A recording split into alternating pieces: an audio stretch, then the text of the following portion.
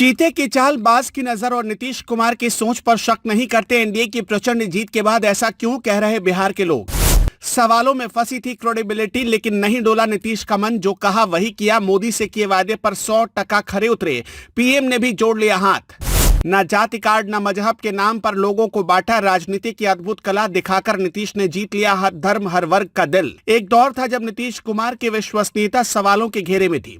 विपक्ष मजबूत नजर आ रहा था। युवाओं में तेजस्वी यादव को लेकर उम्मीदें दिख रही थी और यहां तक कि एनडीए के भीतर भी असंतोष की खबरें थी।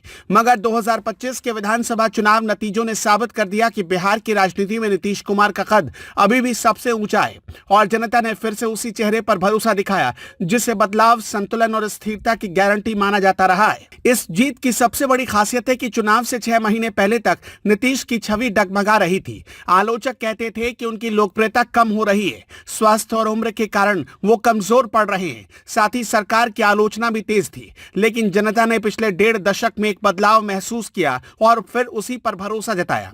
नीतीश कुमार की असली ताकत यही है कि वो दिखावे और बड़ी बड़ी रैलियों की राजनीति से दूर रहे।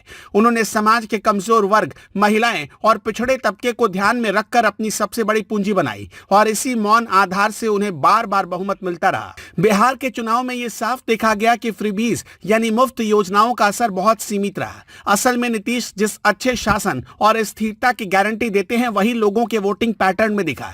कई विश्लेषक ये भी मानते हैं कि गरीबों के लिए, महिलाओं के लिए कैश ट्रांसफर, सामाजिक सुरक्षा और पंचायत स्तर तक योजनाओं का सीधा फायदा लोगों तक पहुंचाकर नीतीश कुमार ने सबका दिल जीत लिया। यही वजह है कि सत्ता विरोधी लहर यहां कमजोर रही और विरोधियों के तमाम हमले सरकार के पक्ष में जाकर खड़े हो गए।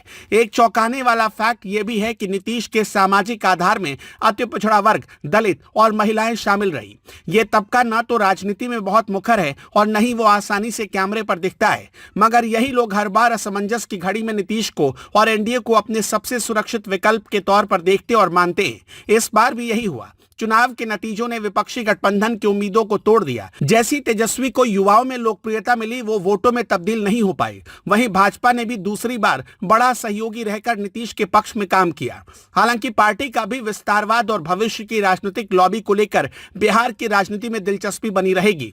अभी के लिए भाजपा ने नीतीश की वरिष्ठता यानी कि उनके नेतृत्व को स्वीकार कर लिया है, जिससे एनडीए की एकता को मजबूती मिली है। अब आगे की चुनौतियां भी बहुत बड़ी हैं। जनता ने स्थिरता और सुरक्षा को चुना है, मगर युवाओं के लिए रोजगार की उम्मीदें, अर्थव्यवस्था को लेकर परेशानियां और विकास की असली गति की कसौटी पर नई सरकार को और जवाबदेह होना पड़ेगा। साथ ही बिहार में पुराना मंडल आयोग वाली राजनीति का दौर भी अब धीमा पड़ रहा है और आने वाले समय में सिर्फ मजबूत पंचलाइन या जातिगत समीकरणों से सरकारें टिक नहीं पाएंगी।